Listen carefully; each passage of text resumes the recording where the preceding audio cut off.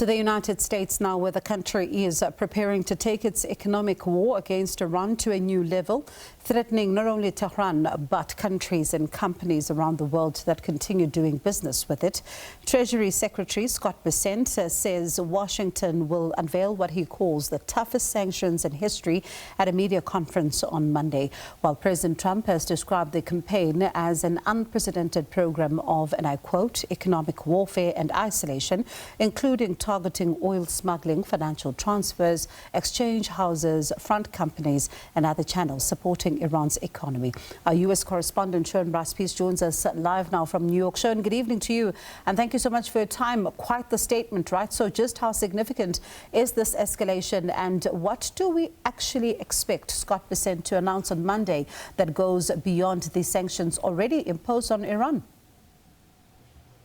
Yeah, I think the significance here, Bongiwe, is the shift you are seeing from what was now a kinetic military campaign buffeted by an economic sanctions regime that has been imposed on Iran for decades now, to a greater focus, certainly from the United States in this moment, to a broader economic punitive campaign seeking to weaken the Iranian government more fundamentally, right? The President of the United States on Truth Social 2 days ago, Donald Trump, says, I am announcing that any country that allows its financial institutions, its businesses, its airports or government entities to provide a lifeline to Iran will face tremendous economic consequences. So the threat here is not directed only at Tehran, but countries that have relationships, be that business, financial, or otherwise, with Iran. The president continues in that post on Truth Social a few days ago.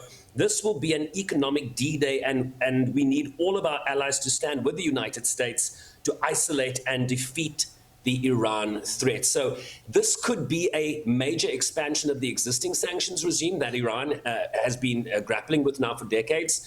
Bessent, of course, in that press conference on Monday, is talking about what will be the toughest sanctions in history in a coordinated campaign to economically isolate Iran. The question then becomes, Bongiwe, how are they going to do that? Who are they going to be targeting? Are they going to be secondary countries, third countries here? And what does that look like if there is a response to the United States action? Yeah, and with, for example, the U.S. president threatening economic consequences for countries and companies that continue doing business with Iran, which is likely to include, for example, China, which is the biggest purchaser of Iranian oil. So how is Iran and China responding to all this?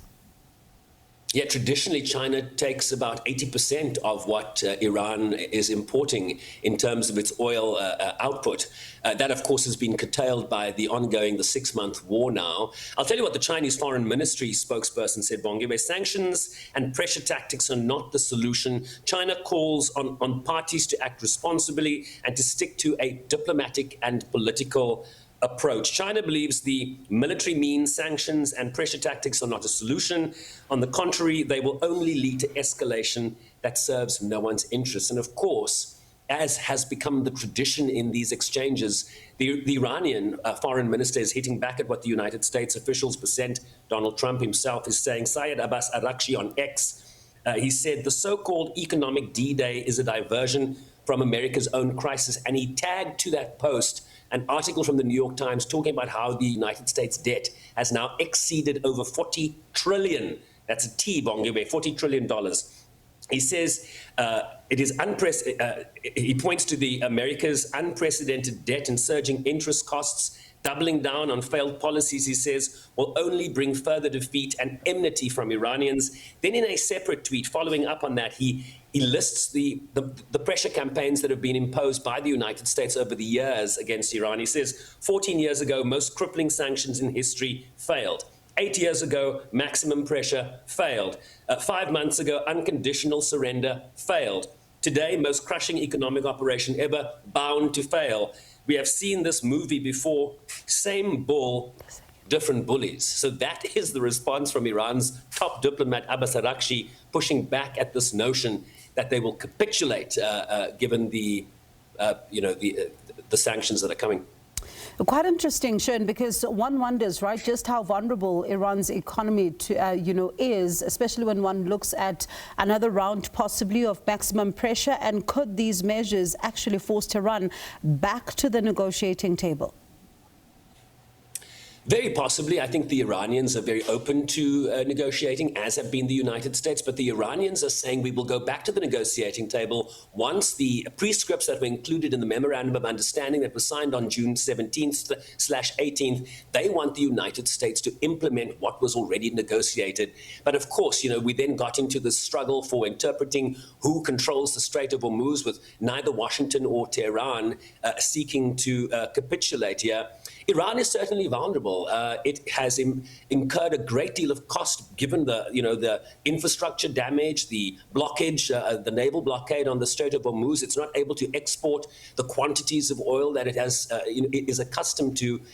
Prices are going up. Inflation is in the double digits, above 50%. I've seen reports that say it's at 66%, as high as 80%. So there is an economic cost here. But what Iran has traditionally and historically demonstrated is that they will somehow try to mitigate the sanctions, these economic costs, in whatever way they can. They are unlikely to capitulate here, but I do believe they're still open to negotiations. The question is, what brings them to the table? Will it be this, or will it again be returning to a military campaign? And I suppose, the natural question to ask now is, what are the wider international consequences? Because, one worries that, if at all, could this become a much broader confrontation between Washington and countries that refuse to cut their economic ties with Iran? And what could it mean then for oil prices and global markets? Yeah, it kind of reminds you of the announcement on reciprocal tariffs that were imposed on all countries, and of course went through the court system here in the United States and eventually struck down by the US Supreme Court. We don't know what this threat looks like, but I'll say this.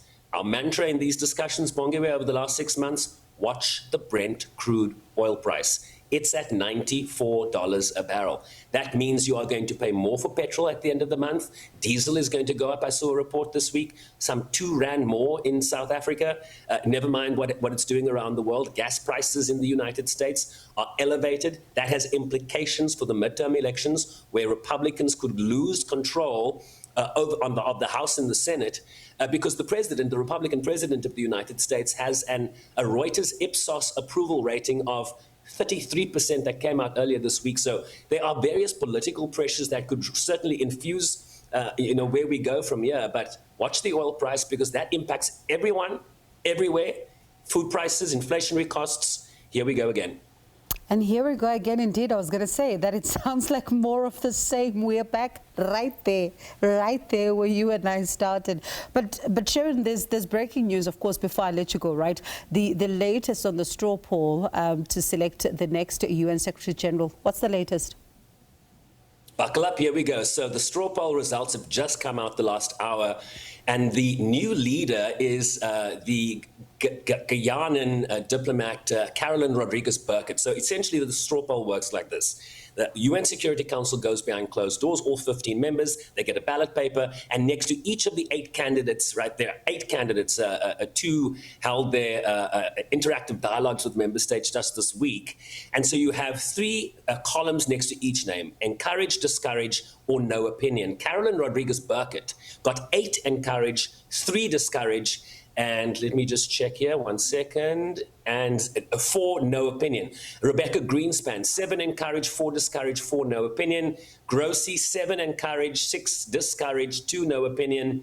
Bachelet, 2 encourage. The last time she got 6 encourage, the former Chilean president, she got 2 encourage, 6 discourage, 7 no opinion. Macky Sall, the former Senegalese president, 6 encourage, 7 discourage, 2 no opinion. Maria Fernanda Espinosa, 4 encourage, 3 discourage, 8 no opinion. The Ugandan diplomat that entered the race quite late, Olara Otunu, 5 encourage, 5 discourage, 5 no opinion. And the latest candidate, Yvonne Abaki, an Ecuadorian diplomat, 0 encourage, 8 discourage, and 7 no opinion. So the big change you're seeing in these results is that Carolyn Rodriguez-Burkett now takes the lead. She was second behind Greenspan after the first straw poll in July. They have now swapped swap places. So two ladies, two women are leading the race here, and the IAEA Director General Rafael Grossi in third in both straw polls. So those are your front runners. I wonder if that could be telling us what could lie ahead. So let's see what happens. Let's see what happens. Thank you so much for speaking to us. Always a pleasure.